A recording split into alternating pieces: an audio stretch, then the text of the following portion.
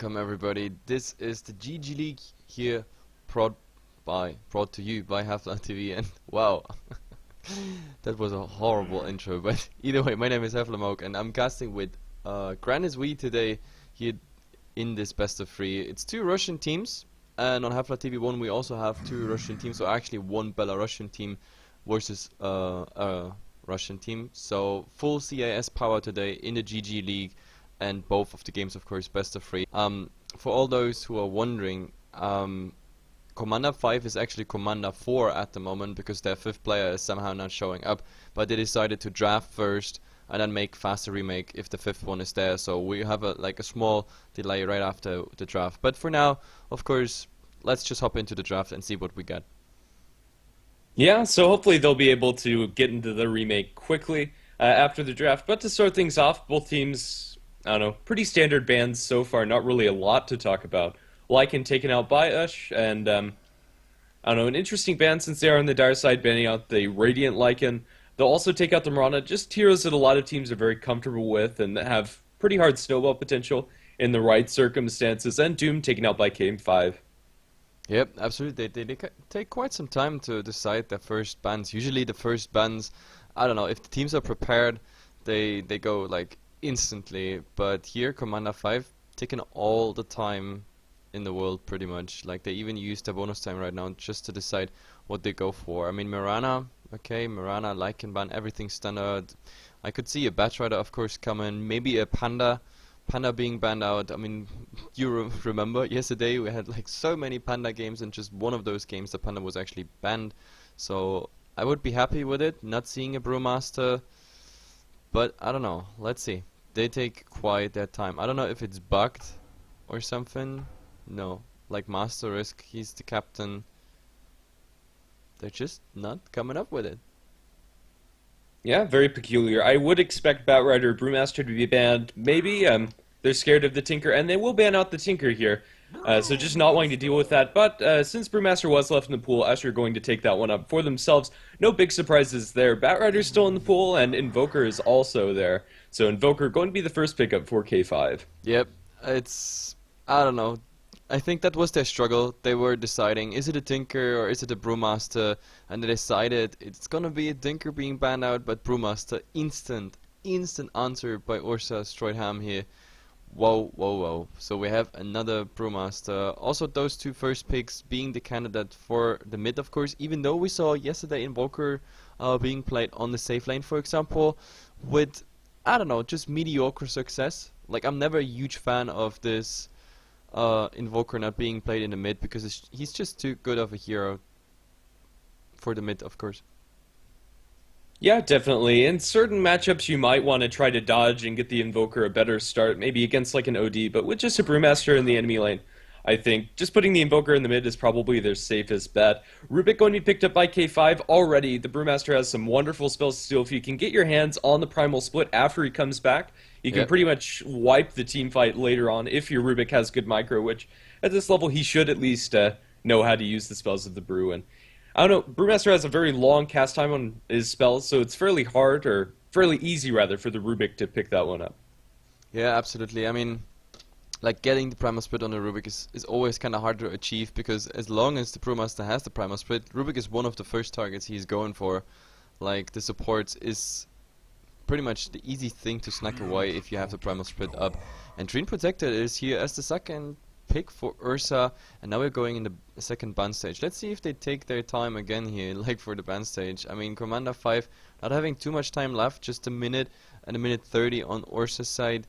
So let's see. But the Rubik, as you already said, with the Brewmaster has a nice potential to steal something decent, and also with the Dream Protector, like we often see. I mean, Dream Protector is always spamming his living armor most of the time, so stealing that, like giving some heal to your towers or to your heroes on the Rubik side, is always nice. Like if the game is more standoff than like a pushing intense game, then we often see it that like Rubik and Dream Protector in the same fashion pretty much heal up their towers, and it's actually prolonging the game. Yeah, definitely. I don't know, as far as the next bans are concerned, Batrider taken out by Ursa, no big surprises there. You definitely don't want to let him go through in the second picking stage, but K5 are going to go ahead and ban out the Shadow Fiend. Now, this is an interesting ban. Usually you see Shadow Fiend played in the mid position. I don't know, if they picked up the SF, how would they lane that? Would they put the Brewmaster towards the off lane, or would that be a safe lane Shadow Fiend? I don't know, like I don't even understand the ban as such unless they yeah really benched on Brewmaster not being in the mid. But of course, why not? Like we saw it already work quite decently against Invoker, so why would you assume that there's a Shadow Fiend coming out and Shadow Fiend safe lane? I don't even remember when I saw that the last time. It definitely can be done, but an unconventional ban to say the least. Yep, absolutely. But Batrider on the other side, well, that's absolutely expected. The Viper being banned out. Okay, yeah, I definitely like it. I mean, Viper versus Trine and Brewmaster, it's pretty nice, especially because the Viper can kite the Brewmaster uh, very well. And it is the last one here, a Disruptor. Okay, Disruptor, definitely interesting, even though I could have seen a Disruptor being on Commander's side here. I mean, just against the Brewmaster. Just imagine fast reaction there. So the Brewmaster is coming in and you instantly go for the Static Storm. So he won't come up with his Primal Spirit. You nuke him down before he gets it off. That's like the best case scenario. But yeah, now it actually gets Russian. This reminds me of the 6.8. Like at times of 6.8 we've been casting a lot of CAS Dota because we were casting Starladder. For example, the Pro and Star series. And I don't know, like the Dazzle Center Warrunner is still what I remember the most about CIS Dota. So Center Warrunner, with the Tidehunter being on the rise, he's quite unpopular in, I don't know, the latest drafts. But Commander 5 is bringing him back. Yeah, he offers some good utility against slows. I don't know, with the Dream Protector ultimate already there, as well as the Brewmaster lockdown, I'm not sure how useful the Centaur ultimate's going to be to get out of fights, but at least getting everybody in position is always very strong, and the aggressive potential coming up from a Blink War Stomp is always there. Ursa are going to pick themselves up a Wind Ranger, and honestly, I don't like this pickup here. I think Wind Ranger is very hit or miss, quite literally. If you hit the shackles, she can work out very well for you, but showing the Wind Ranger so early is a little bit iffy for me. I don't know. We'll have to see how they're going to play it this game, and, well, they'll also pick up the Tidehunter. Yeah, Titan is Scarab Mage. So the Scarab Mage definitely, I absolutely like this one, just for the reason that you have a silence now on the Brewmaster as well as a silence on the Tidehunter, so preventing that Ravage or that Primal Split coming out very fast. That's definitely the way to go. Plus, of course, Rubik's Disable, whatever the Invoker is putting into the whole mix, and of course the Center Warner with like a high damage nuke, the 400 damage coming out there, as well as of course the stun, even though the stun has been nerfed a bit. I mean, not in damage or stun duration, but of course in mana cost. And since then, to be honest, like I actually thought it's not gonna have too much of an effect on the Center Warner, but yeah, I already talked about that he's really declining in how often he's gonna be picked up. And oh well, let's see. I mean, how this Center Warner gets his mana together, that's the biggest problem.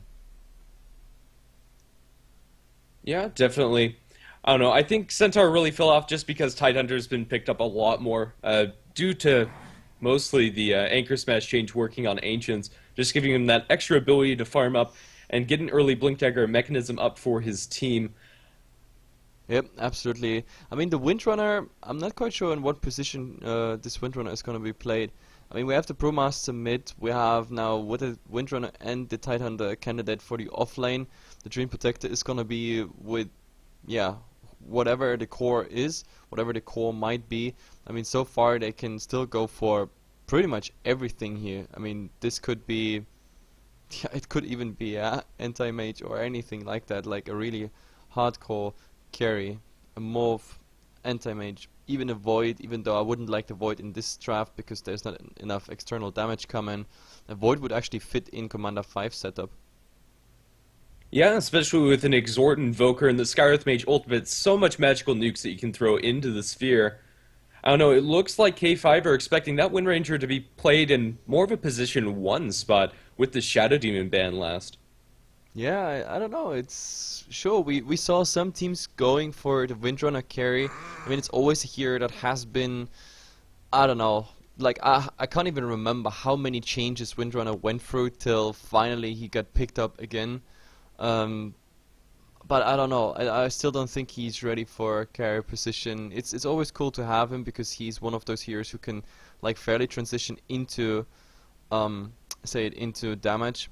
And the problem is with the shackles that like in the current meta as it stands, there are just much more reliable stuns available overall, so that the shackle is actually not too popular anymore. If you remember TI3, we had so many windrunners there, and the shackles that were sometimes just amazing, but it requires so much timing, and sometimes I don't know, sometimes you have an angle on the shackles and you think like, oh, this must latch, and then it doesn't, and sometimes you have it like, wow, you just throw it out and I don't know, in the weirdest angle it somehow connects to the furthest away tree whatsoever, or hero or creep whatsoever. It's still at least it feels like a RNG ability, and therefore like Windrunner is not the most popular hero as of now at least. But I've been talking about Void and I've been talking about hard carries, and there we have it. We have the Morphling on Commander 5 sides. I would have preferred a Void just for the fact, you already said it, Exort Invoker plus Gareth Mage, that would have been an amazing combo. But then again, of course, Void could be also easily nuked down if they get something on him, like a Shackle, or of course the Prumas and everything. Vengeful Spirit, okay. Orsa going for the alternative carries. That means Windrunner or Vengeful Spirit both gonna be in some sort of carry role. Let's see, I think the Vengeful might be even the carry the Windrunner support, or they could just swap it around. Both is possible. But yeah, now we have to go into the remake and let's see if Commander 5 actually, if they have the hero. I'm just swapping into the in-game overlay. Let's see. Let's hope this is gonna work. Yeah, I don't know. As far as Windrunner, I feel that she's just kind of like a worse Mirana, with her skill shots and her ability to transition into a semi-carry. It's kind of nice. I don't know. I think Ursa really need to get aggressive early and try to make something happen before the Invoker and Morphling get online this game. Yep, they definitely do. I mean, coming very fast online with those heroes, it's absolutely needed. And yep, there's our lobby. There we go in. Yep, everything is up, and let's see if Commander 5 got their 5th player, so we can go instantly and directly into the game. It would be much appreciated because I hate waiting. I'm a very impatient person as such. And it looks like, well, yeah, they are 5 now. So let's see. Yes. Yep. That should be the 5th one. They just need to get their team flags and everything. Oh, now we have even more people joining for whatever reason. Interesting.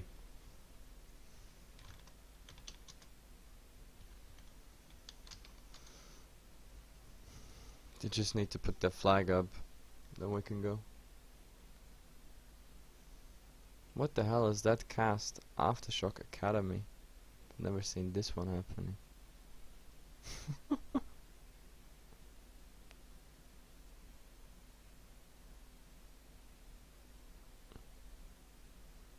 Okay, seems like we're ready. Yep, this time we are ready. So at least we saved some time, because overall it would have been much longer.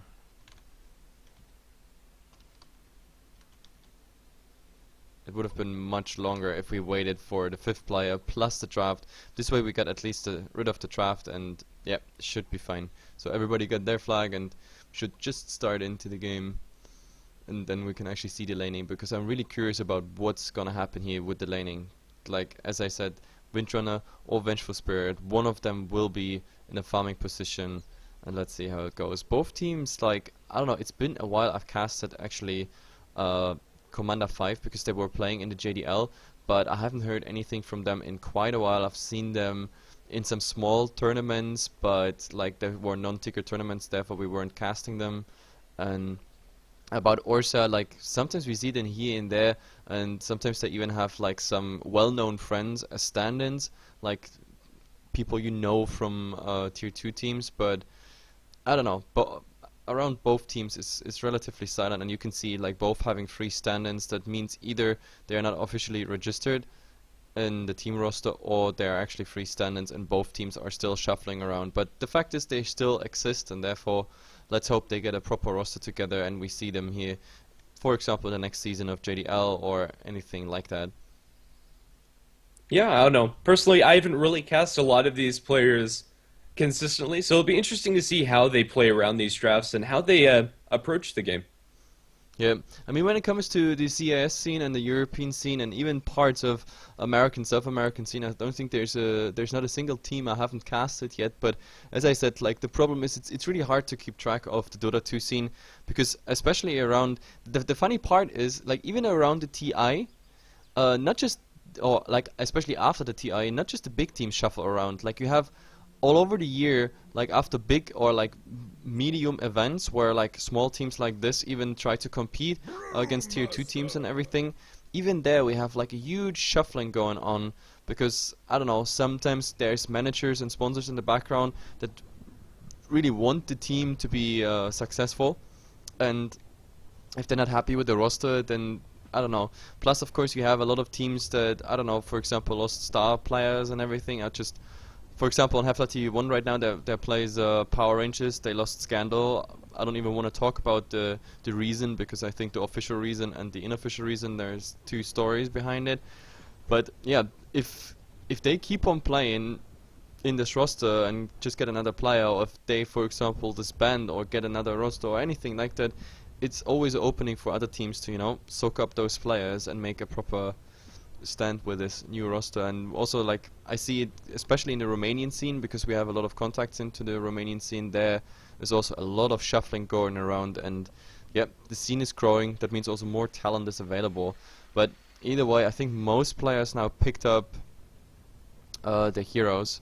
So let's see actually what we got. We have Android here on a Train Protector for us, and Stunning no one on the Brewmaster. I had like Arseek here on the Windrunner, Dota Stark playing the Vengeful Spirit, and the Tide Hunter, who's just about to spawn, is played here by, I don't know if you pronounced it in a Russian way, because then it would be Rashe Bashu, or maybe it's just Pashe Bashu. I have no idea. Never seen or heard of this player, and I don't know if it's the original name. I don't really care. We just call him Tide Hunter for now, for the time being. Let's see if we get the Radiant team together. Well, still waiting on Scarlet Mage to load in. I think he's back in Dota and reconnected to the game, so we shouldn't be waiting too long. As far as the other heroes, we're going to have Master Risk playing on the Rubik, Slash Strike on the Invoker, Jalopy on the Centaur Warner, Matrix on the Morphling, and that'll leave Lure GG to play on the Scarlet Mage, and it looks like we're about ready to go. Look at this animation when he just spawns. Like, it's just amazing. Now, too bad the animation didn't go through. But in the end, well, I definitely like it. That's also a nice set he's using here on the Scarlet Mage. Yeah, pretty rare stuff, but I definitely like it. I got that stuff as well. I don't know, it drops like each and every time. For some reason I got that stuff like 3 or 4 times already. But yeah, let's see what they do. I mean, right now none of the teams is actually using a smoke whatsoever, and yeah, but still, like, I don't think Ush is interested in a very early engagement. There's only 3 people going here in that lane. They're even hiding around the tower. In the mid, of course, no one is just standing there waiting for his block. And the Titan is gonna be the one solo farming here on the safe lane. In the meantime, K5, they're actually looking as 4.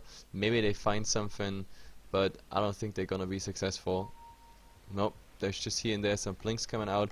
Who actually has the wards? We have 1 ward here on the Train Protector. He's also going for that build with the Boots of Speed very early, of course, because getting hits in by the Train Protector, it hurts so much. 85 base damage. He hits like a truck really from early on, and there's another DC coming out by the Brewmaster in the mid. Jesus Christ. Those folks, they have quite reliable ISP and everything. Yeah, I don't know. Train Protector did get eyes of the Scarlet Mage, I believe, so K5 should know that they're going aggressive, or at least making aggressive movements to start things off on the side of Ursa.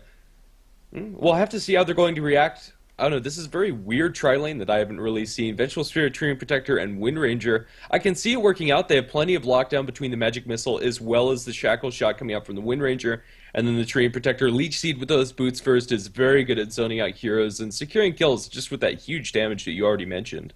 Yeah, absolutely. I mean, we have 2 stun sources as well as 1 slow. 2 of those that I just mentioned, they have, of course, a damage value behind it. The Magic Missile does Well, quite okay damage. Actually, it's scaling very well, like 100 damage already in the first ability. The Leech Seed, of course, doing um, some damage per pulse. So if you get that through and everything, that's already like 50% of the hero's damage plus the right clicks. And if the latch, for example, hits, even the level 1 is relatively, how can I say, long. I mean, 1.5 seconds. It's of course not the longest stun on the planet, especially compared to other level 1 abilities. But still, if you count it all together, and if they do chain it properly, that's a 145 stun by the magic missile, 100 damage already done, then the shackle plus the auto hits, that's another 1.5 seconds, and of course then the slow duration of 4.5 seconds. So you have what, a 3-second stuns followed by almost 5 seconds slow, plus all the right clicks coming in. If that focus target is, for example, the Skywrath Mage, there's not really much they can do against it, except of course for the Rubik. Yeah, definitely. And Morphling's laning presence really isn't all that great, especially in a tri-lane versus tri-lane scenario. And I'm not sure how well Morphling's going to be able to farm in this situation. They might decide to shuffle up their lanes after seeing the Treant Protector down bottom. But for now, they're still hanging around. Yep, they're busy drawing some stuff on the map, and now we have the warding. The warding is actually going on. The Rubik already put one ward here. It's just a traditional ward, of course, giving protection against rotation here into the mid, and of course vision on the bottom rune, which is gonna be a double damage, and this makes it so dangerous. Now the Windrunner is the one who's actually blocking the creeps, but if they get proper vision, Leech Seed and a magic missile, and then all the right clicks coming from the tree, he is hitting for 170 base damage with that double damage. He picked it up quite early, to be honest. I don't like that. I think they could have waited a bit longer, but let's see. I don't think now he's even showing that he has a double damage there. I think he should have maybe come from the side, but yeah, they decide to go here, not aggressive at all. And there's the first flash already coming out by the Skywrath Mage. Not much else as an answer. On the other side, well, let's see. Invoker, as I said, I'm not a big fan here. Offline Invoker, solo versus a Tide. Let's see. I mean, he's a range hero, therefore having at least some sort of advantage. But look at the Tide Hunter. He's going ham already on the Invoker. Just bringing him some right clicks. But I don't think the Invoker cares too much. Yeah, I don't know, and the mid lane matchup's going to be very interesting as well. Centaur versus Brewmaster. I say Brewmaster is fairly heavily favored in that matchup. Just with the ability to spam out his spells, as well as make sure that Centaur really doesn't get all of these right clicks in. Just look at that mischance coming out from the Drunken Ace. So annoying to deal with, and Brewmaster should have a wonderful time in this lane. Double Damage Rune is going to time out for Android P. Unfortunately for them, they weren't able to make something aggressive happen in this bottom lane with it. I don't know, I think the only rune better for a Treant Protector to get level 1 is a Haste Rune, just so you can chase people down with your base damage. But either way. Yeah, absolutely. I don't know, I don't like the mid setup. The only thing the center is really effectively getting out of this lane is gonna be XP. I mean, XP is very important, of course, for the center, because first of all, like, the scaling of his abilities, they're really nice with, like, over each and every level, especially like the double edge needs to be maxed. Like, it's a huge chunk of damage coming their way, so all you need is like initial damage, and there's 400 nuke is just coming your way. There's actually now another rune. It's gonna be a haste rune. Now also Treant Protector is the one picking it up. Maybe it's something for the mid, but the Brewmaster, I don't know. I don't think he is. No. Well, looks like they want to go down in bottom. He's going to be stunned up on the Morphling. They'll lift up Android P back. He still has a haste rune and is going to start punching away at Lure GG, but everybody's playing so defensively they won't be able to make something happen in this bottom lane. Yeah, the tree is coming back, and there. Oh, Leech Seed onto Lure GG. He's going to throw the Living Armor towards the Vengeful Spirit, and Android P is just taking too much damage here. Yep, he's not getting all that through. Now he's just buying a stick, and well, he has to use the next Living Armor on. What did he actually use the first one? On the Vengeful Spirit. So I don't know, him harassing properly against another tri-line, it doesn't really work out. To be honest, I think they might have been more successful in doing dual lanes with the two ranged heroes here, Vengeful Spirit as well as Windrunner. I think that would have been enough for this lane, and a Treant Protector maybe, I don't know, on the other side even trying to zone out the Invoker a bit more. That would have been definitely interesting. But yep, they decide to go for a tri-lane scenario, and it's more or less a real standoff here. And let's see, I mean, in the end, Morphling definitely has the better cards on this one. Like, what? Oh, Shackle attempt. It will latch. Master Risk is taking a lot of damage. Sunstrike's going to come in from the Invoker, but First Blood going to be drawn by our Zeke on the Rubik. Now, a couple more spells being thrown the way of the Tree Protector, and now they'll be able to get the Skywrath Mage as well. TP back from the Rubik as this fight has been going on for quite some time, but in the end, 2 kills going the way of Ush, so suddenly the Tri-Lane is paying off for them.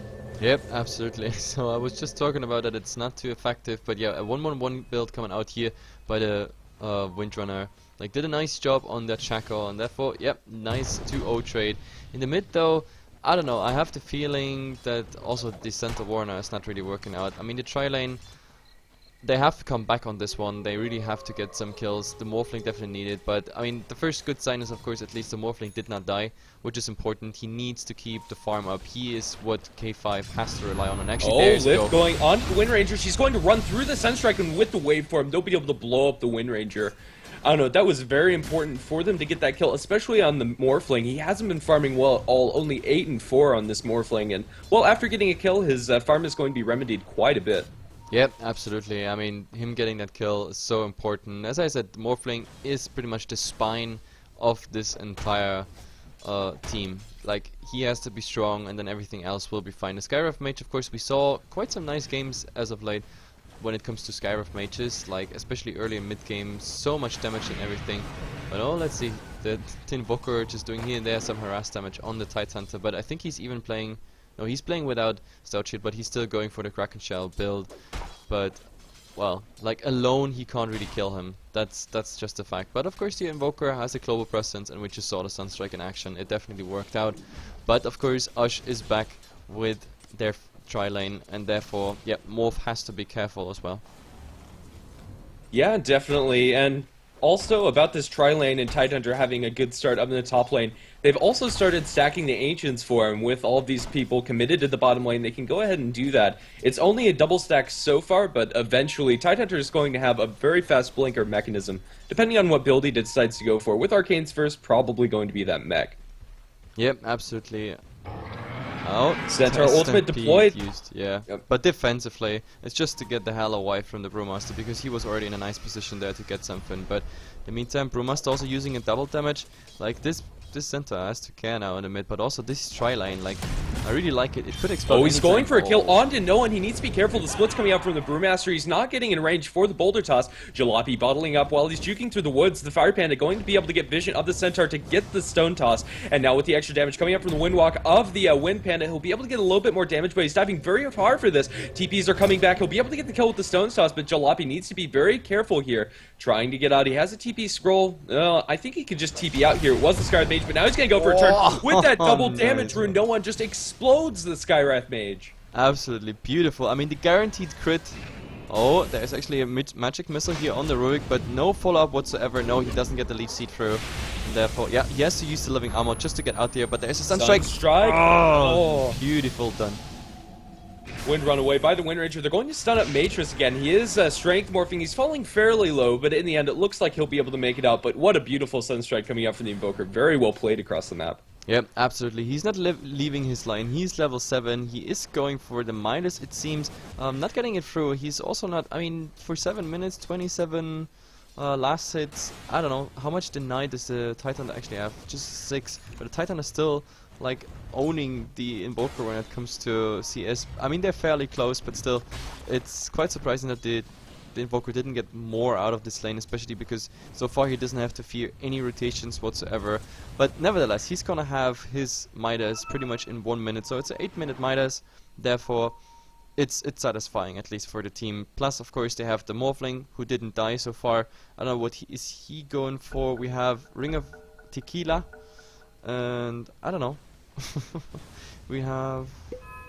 No, he's not going for Midas, he's not going greedy. It really seems like, I don't know, Band of Elvenskin that could go into PTs or early Yasha or something like that.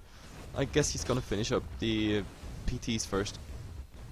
Yeah, that's my guess as well. Vengeful are playing very aggressively here, going to pull the creep wave away from the lane. They won't be able to get a huge amount of damage on this tower, but with the catapult there, they'll be able to get at least a little bit of chip. And Tree Protector actually in the mid lane. We're going to have Centaur ultimate deployed. Looks like it was just to keep the Centaur safe. I don't know, that Yeah, was a very interesting ultimate. it's the second time. Like, he was afraid that there's more to come, that the Panda is maybe following up, or the Windrunner, so he just wanted to get some distance between him and...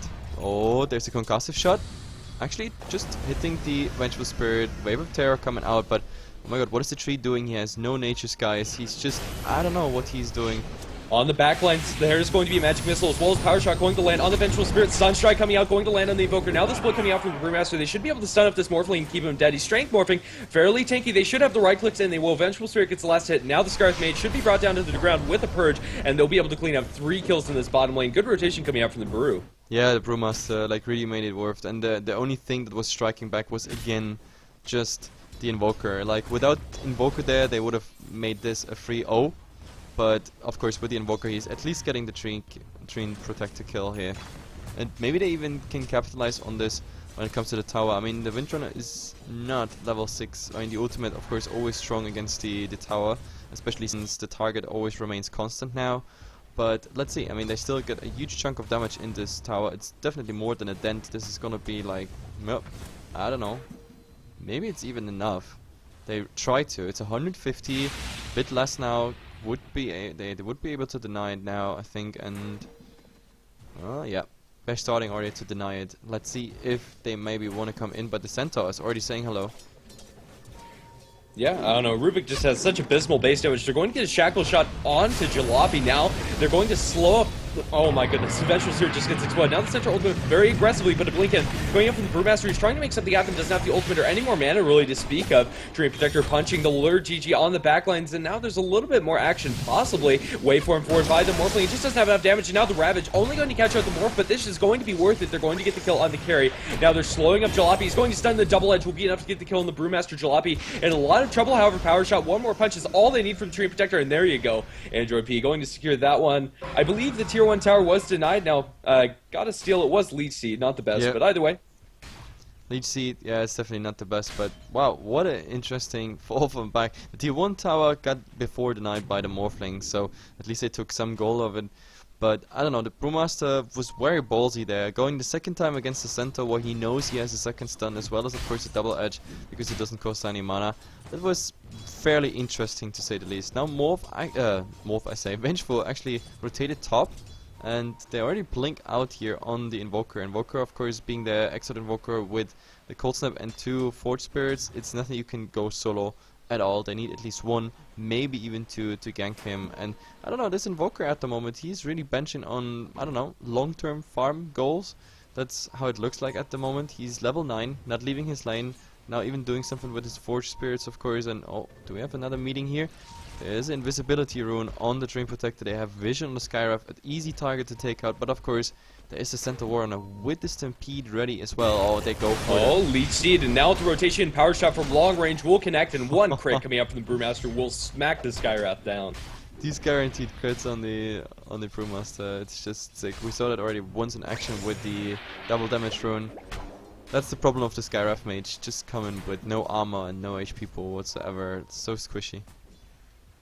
Yeah, I don't know. I wasn't sure that change would do a lot to change the hero, but I don't know. I've really enjoyed it. Makes his laning presence so much more and has pretty much brought him into vogue.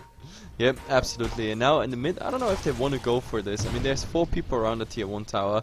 I mean, the problem is still, there's Stampede up. They theoretically could use it.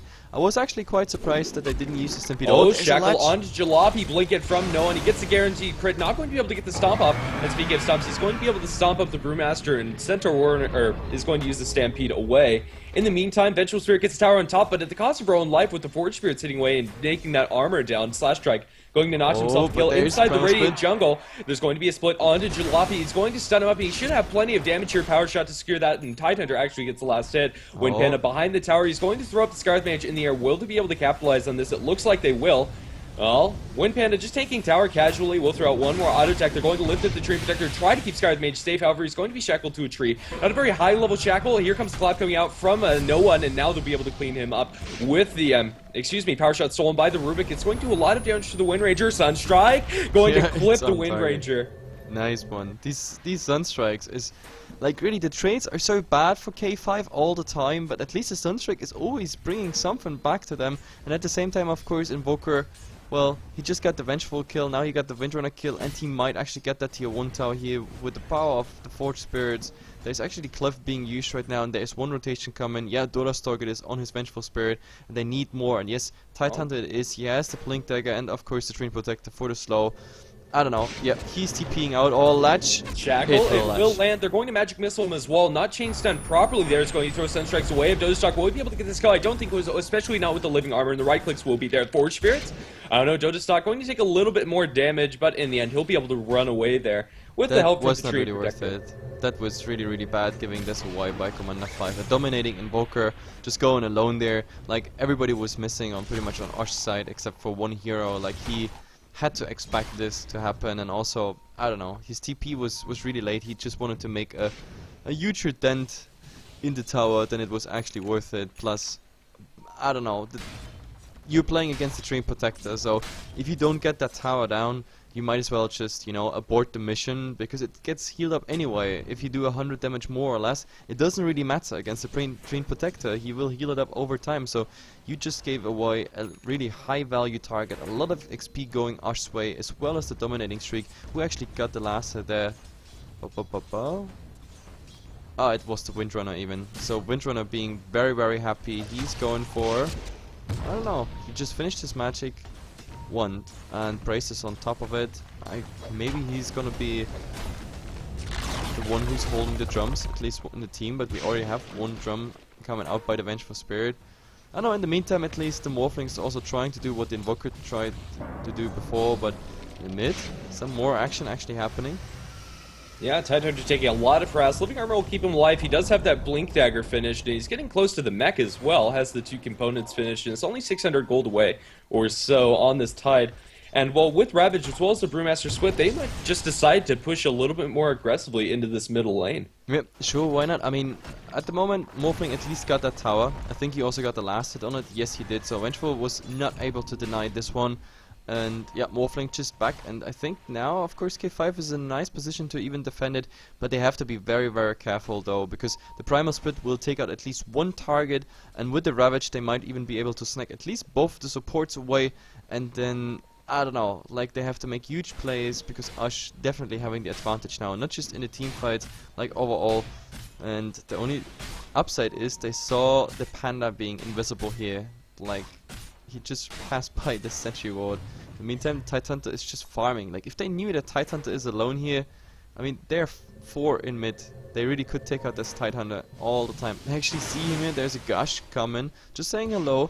And now the entire Ush team is actually rotating. Oh my god. This is 5 versus 4 as it seems right now, because of course the Invoker is not there. He's trying to do some split push, and yeah, they do the best thing they can do. They go north, try to avoid Ush gank team here, but Ush once more. Look at this. Blink Go charge Poppy, blinks in, Ravage onto 2, and now Alert GG should fall very quickly. Blinking from the Brewmaster, the clap will be enough. Onto the other side, Morphling Wave Swarm up towards the north. He'll be able to get out safely. I don't know, they just sacrificed the Skyriff Mage just to get a tower. I mean, Ush has to spend a lot of time to just, I don't know, chase those K5 heroes pretty much across all the map, because like the entire team was running there. But overall, I don't know, Ush still having the momentum they need. But of course the split push sort of working out. Like, this is the second tier 1 tower done by Morph and Invoker, and I think they want to go for more. The Panda actually being found here by the Centaur, but yeah, him being slowed. No chance. Oh, Magic Missile going the way of Mattress. Let's see. Is there going to be a blink forward by the Brewmaster? It was on cooldown, and he's going to blink forward. He gets the clap off, possibly. He is Strength Morphing. Swap coming back in. Dotastock has another stun to throw out. They just don't have the damage. Now with the Gush, they will be able to clean him up. Power Shot from Windranger. Secures the last hit. Haste Rune on the Centaur Warning. He should be just fine here. TP attempt coming out from the Invoker. And Slash Strike makes it out as well. The Wind Panda is trying to chase down these heroes. Maybe he'll be able to get in range for the Centaur. I think the Haste Rune is still active too in far no way. away anyway. Like, even if the Wind Panda would do something, I don't know. But the Invoker, like, I've never seen a more passive Invoker in my life, and I'm not even kidding. Like, he was witnessing that murder pretty much on his fellow Morphling there, and yeah, he wasn't even bothering. He was well aware of the fact that Morphling is gonna die. Like, at least the chances are pretty high. I mean, the Centaur at least just sticking around there because he knew he has a haste rune. But I don't know, like, Let's see. I mean, at the moment, the tree is scouting here. He is scouting the center Warrunner. He has Stampede, he has Dagger. But of course, Vengeful Spirit is coming in. I don't think they have enough damage. But there is the Leech Seed, the stun, and the Magic Missile is coming. Let's see. This won't be enough. Not even close. They barely made a dent into it. Now they actually with the Stampede, they might go for something. If they have Vision, maybe the Tree Protector even. But nobody has it. Nobody has Oh, it. Blink Forward. Jalopy looked for a stun, not going to find it, unfortunately. Tree has found himself a nice little cubbyhole, and Android Piece should be safe here. Yep, and Invoker. I don't know, I think this Invoker should have picked the Nature's Prophet. That's at least the playstyle he's at the moment going for. And I don't know, Dream Protector just getting shortly visible here. There was actually one sentry ward on the Scarab Mage, so if he would have made an educated guess, he could have seen the Dream Protector being somewhere there, but of course he could have been out at that time as well. So I don't know, 7 and 15, we're 18 minutes in, 90 minutes almost. Like, we have to swap to net worth and look the first time into the graphs. And look at this, Ush having like almost a 5k experience advantage as well as 5k when it comes to gold. So it's definitely decent for 20 minutes. It's not the end of the world for K5, especially because they have the better trough when it comes to late game. I mean, there is a morph waiting, and at some point, I don't know, Mr. Furion, aka Invoker here, is also gonna stop being so passive. So let's see what's actually happening. But Ush, you see it. Slash Strike. Nice He's going match. to get shackled up. Where's the follow-up? Blink Forward by the Tidehunter, and they should be able to get this kill. No, with the Center Ultimate and the Ghost Walk, he'll be able to make it out to safety. Scarlet Mage Ultimate was deployed, but didn't really do all that much. But still, I think all that did was give away that they have a ward on the high ground. Yeah, pretty much. Like, this gank on the Invoker maybe gave away this ward, but then again, he was like going top already, so maybe they're guessing the ward might be here somewhere. Could just as well be, but the fact is, they go for, there is, oh, Morphling, actually, whoa, what is he doing? Okay, that was interesting. Like, before the illusion just got killed off, he just, I don't know, replicated in, just to say hello. Yeah, I don't know. Maybe if he had his shotgun finish, he might have been able to make something happen there, but he doesn't even have his Lincolns. Only the Perseverance on this Morphling. He's incredibly poor for this portion of the game. Tidehunter hanging around in the bottom lane. He has the Ravage, and I don't think K5 can really go for him, but they might try. They might try, but they find two people in the background. We have the Windrunner waiting as well as the Vengeful Spirit, so two potential stuns. And I think if they go for the Skywrath Mage. And there's just some harass, no silence coming out yet. And actually, there's the swap. The Shackle not going to latch, but the Magic Missile will be there, and he's just blown up. Shackle wasn't even necessary. Yeah, they don't even need the Shackle. Just the Magic Missile of a very nicely farmed Vengeful Spirit now with a level 4 Magic Missile, of course, as well as the Wave of Terror, which, I mean, Wave of Terror is what, 3 armor? No, 6 armor. Wait, it's 6 armor reduction, and the Gush is 5 armor reduction, so he has pretty much 0 armor by the time they're done with him. Like, it's pretty much crazy. And I don't know how often they focused him now, but why not? It's easy support. You can snack him any time of the day, especially with the swap. Yeah, definitely. Well, let's see. Down in bottom lane, we might have something happening. Tidehunter is going to get contested shot up with the Scarlet Mage Ultimate. He's going to drop the Ravage. Do they have enough backup? It looks like they're going to at least get the Rubik kill with the waveform forward. Morphling should be able to clean up this kill. The Arcane Bolt would follow him. Anyway, they'll be able to get the Tidehunter trade for the Rubik, so I think they'll be very happy with that. They spent Ravage for that as well.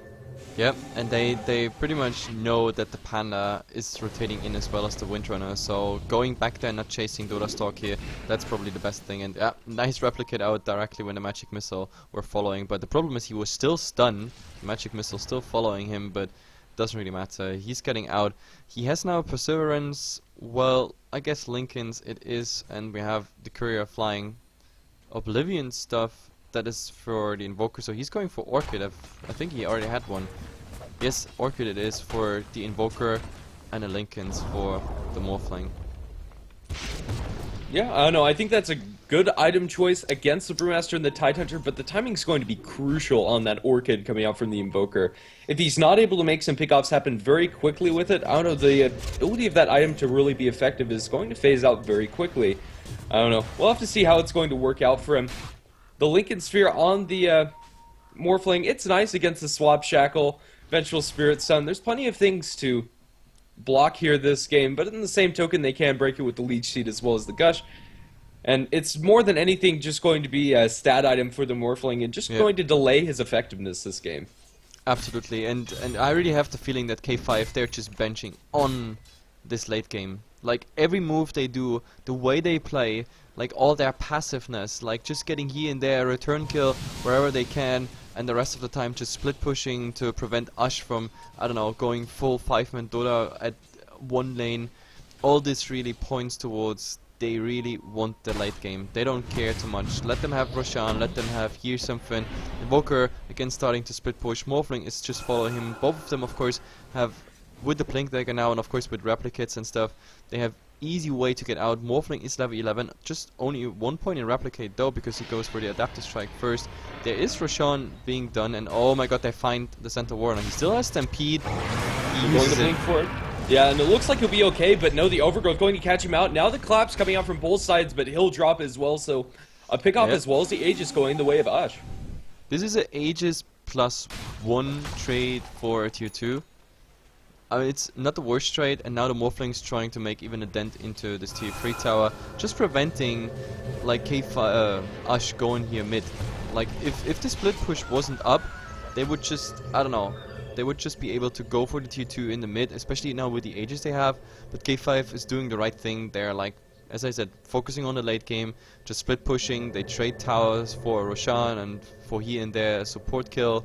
But still, like it's a dangerous thing they do because I don't know, before they reach the point where K5 is taking over the momentum, like I mean right now Ash has 10 kill advantage plus the Roshan, a lot more gold and everything. Let's see, we have to look at the graph. 7,504 XP, this is to be expected with just the ganks and Roshan coming out.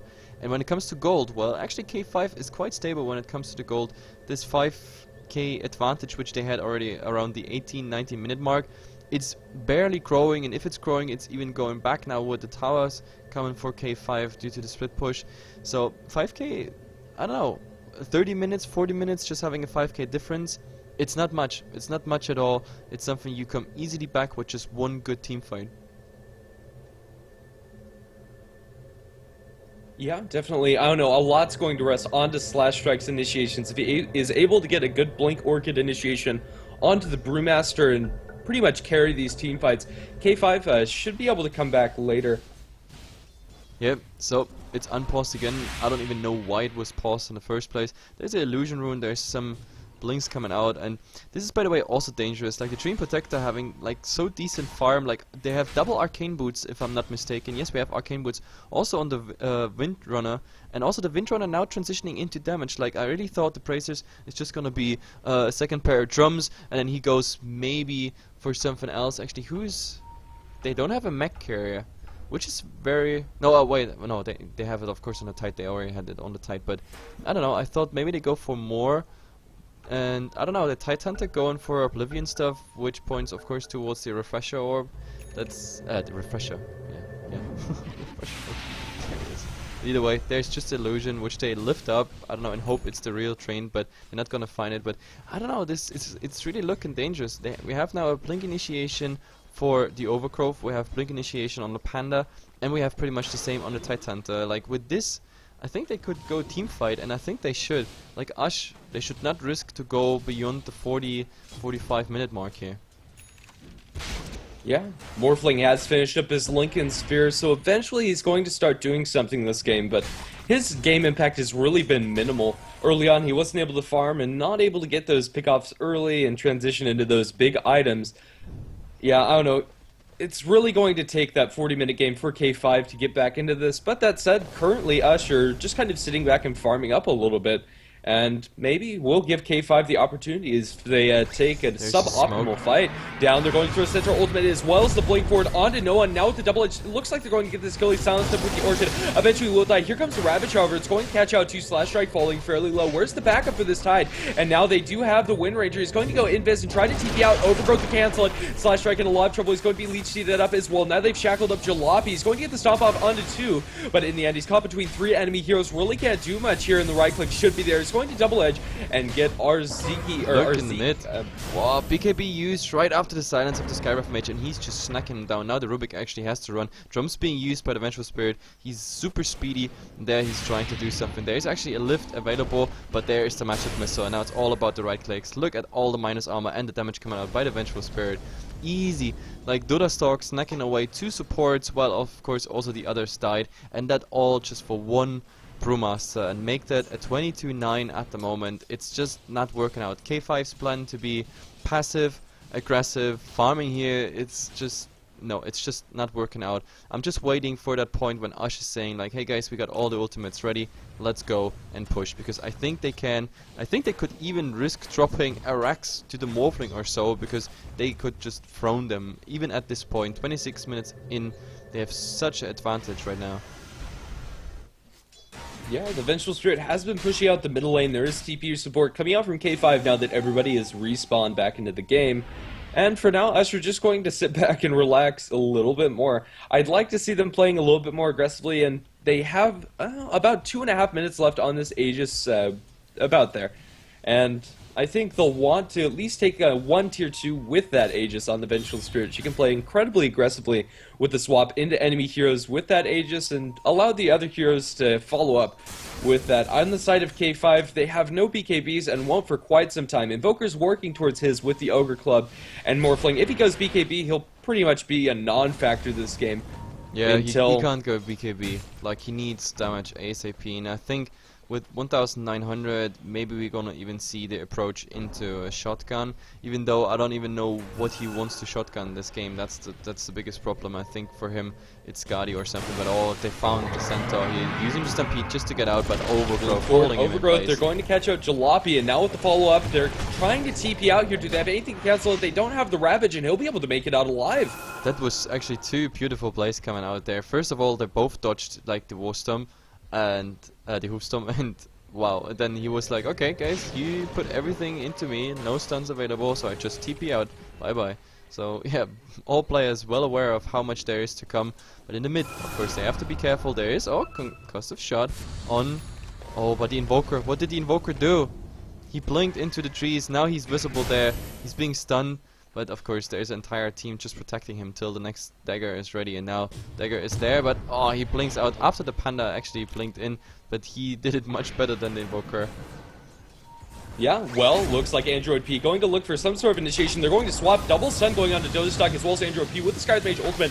Looks like they're going to lose their Vengeful Spirit. She was brought up in the air and delayed a lot of that damage. They're going to lose the Invoker for it. Now the Ravage coming out, going to catch a lot of heroes. Ravage is stolen. Maybe they'll be able to make a turn. Ravage is going to catch a lot. However, Rubik, he doesn't have any follow-up for that one. It looks like they're just going to lose this tier 2. Yep, this is just the tier 2, while the Morphling of course is doing some split push here in the meantime, but nice, this Ravage stolen by the Rubik, that was really worth it. Unfortunately, he's still dying like under the tier 3 tower now. The problem is the Titanic didn't have enough mana. They have to wait for the next Arcane Boots, 40 seconds on the tree and 30 seconds on the Windrunner, then they would even have a second Ravage. So if K5 wants to defend this mid-Rax, they're gonna face another Ravage. Ravage now, mana is there, he just doesn't have the mana for anything else, and let's see what's happening here. There's the Ravage. And it is going to catch out to Lure GG, going to fall in Slash Strike. That was a buyback and now a dieback after losing that. And this is at least one set of racks, if not game, for Ush. They don't have their Brewmaster, and they might need to exert a little bit of caution, as a lot of these heroes are going to respawn. And I think they'll just play it safe. They're going to attempt to shackle, not going to latch, however. It's just not working what K5 is trying to do here. It's this 3 versus 5, 4 versus 5 principle of going for this game. It's just not working out. Now Ush has all the time in the world. They even smoke and just want to come back on whatever is showing up now, and it might be actually the Morph. The Lincolns is up, so they need a second spell, but look at this, yeah, they take it off, swap and shackle, but nice a nice triple stun coming out from Jalopy with Scar's Mage ultimate. It looks like they're going to lose 2. Mechanism coming out, Vengeful Spirit doesn't have the Aegis this time around, and now she's going to die. Arcane Bolt going the way of the Wind Ranger. She's slowed up, maybe they'll be able to secure up this kill. Morphling doesn't have a lot of mana to speak of, going forward by the center, it's going to get a nice stun, she's silenced up, and look at that amplified magic damage onto the Wind Ranger. 3 pickoffs going to K5, much needed for them. Yep, absolutely. These 3 pickups, that was 1 killing spree and 2 dominatings. That's like 1,500, 1,600 gold going their way. Now they try to pursue the Titanhunter, but I don't think they have even enough to kill him, especially because he got Yules and Mag ready in 10 seconds. But maybe they can get the tower here, at least in the mid. So K5 at least striking once back. Finally they played S5 and got whatever was left there on the pitch. But let's see if it's enough for that tier 1 tower. There is a replicate, of course, up for the Morphling. He doesn't have to fear anything. There is, of course, the Rubik and the center in the background. Only problem is Skyrath Mage not having enough mana for anything at the moment. So Panda, I don't know if he comes to the rescue of this tower. No, it's too late. So Morphling getting another last hit here. So he's just doing here and there some damage. And now he actually has to replicate out. There is the Yules. He's Yules up. They don't have a Ravage to blow for that, and he'll be able to replicate out to safety. Matrix did go for the BKB after the Lincoln Sphere, and at least for the next 10 minutes before he gets another item up. This Morphling's really not going to do anything, but I think this BKB is a necessity. Up against the Tidehunter and the Brewmaster, he can't fight without it, and when he's joined fights, he's pretty much just died.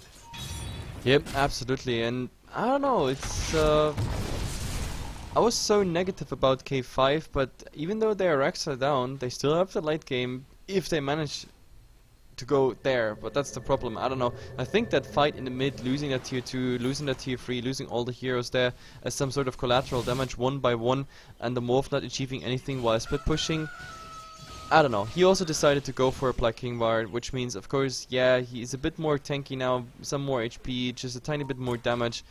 But I don't think it's really a good choice. I think he should have went for a normal stats build. Maybe even the shotgun would have been nice, especially in combination with the Invoker magical damage as well as the Skyrath Mage. Like, they could have even taken out a bigger target that is shotgun plus the Skyrath ultimate, but let's see. I mean, we have to look at the graphs. Like, the 15k experience, it dropped a bit after this nice, yeah, 3-man pickoff they got in the mid.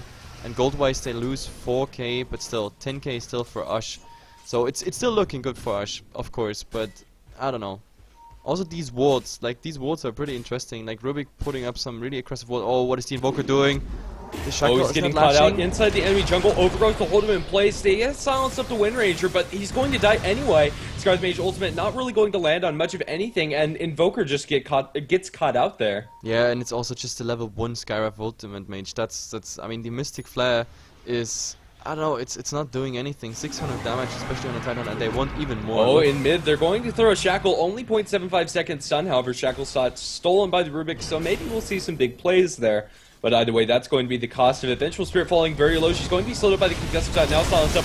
Ravage is secured. But the BKB target of Matrix, he's still falling very low. Will be forced to replicate out to safety. Power shot thrown out. Refresh. He's not able to get the Ravage off. There it is. And now the heal to secure up the kill on the Skyrath Mage. And now Shackle going to latch onto Jalopy. Jalopy falling very low. And now Jalopy going to fall. And 4 heroes dead on the side of K5. And they can't do much of anything. Buyback from the Centaur, but GG called out.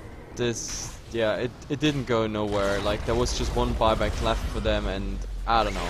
Like, GG well played is out. So game number 1 in this best of 3 goes to Ush here. Very convincing fashion. Like, their team fight just too strong, and K5 desperately trying to do something in direction of a late game, but Jesus, it just didn't work out. Too passive for too long. Now look at the Invoker plays. Even that doesn't even make a dent in them with just the mech and everything else coming out. There is actually, oh, there has been a Sunstrike somewhere. I have no idea where it actually was, but now they would even get farmed under the under the fountain. And I don't know, admin is not finishing the game yet, but let's see. It should come out in any second. Either way, so game number 1 for Ush, but the entire thing is, of course, best of 3, which means K5 has a chance to come back, and if that's happening, we're gonna see soon in game number 2. But yeah, of course, admin clicks, end the game. No AFK Arino. Yeah, it looks like we're just going to wait here and look for a couple more kills. They're going to swap Matrix, and he has the BKB, but he just does no damage. He's not able to get the Tidehunter with the waveform. Maybe he'll be able to, but Yule Scepter going to lay things. He's forced to waveform back into the base, and well, I don't know. I think we're just going to have to wait for this Ancient to fall. It doesn't look like the admin's going to end the game. Yep, the Ancient it is. Go for the tier 4. Let's make this a fast one. But yeah, in the meantime, we actually... Oh, going for more action. Actually, I kind of like this.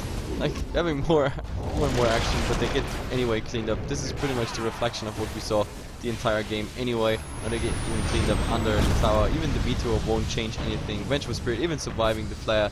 Oh god, Skyrath Mage in the air. I don't know. Go for the Ancient, guys. Well, Ancient falling slowly but surely it creeps. Now the Vengeful Spirits had enough of the Fountain farming. We're still waiting. Well, maybe Slash Strike will be able to get one more kill. No, the Ancient's going to finally die, and that will round out the game 1 of this best of 3. So either way, guys, we already said it. It's a best of 3 series, so Ash taking game number 1, and we will be back with game number 2 in just a few minutes. My name is Heflatv, casting with me is Grandis. Thanks for tuning in, and stay with us a few minutes.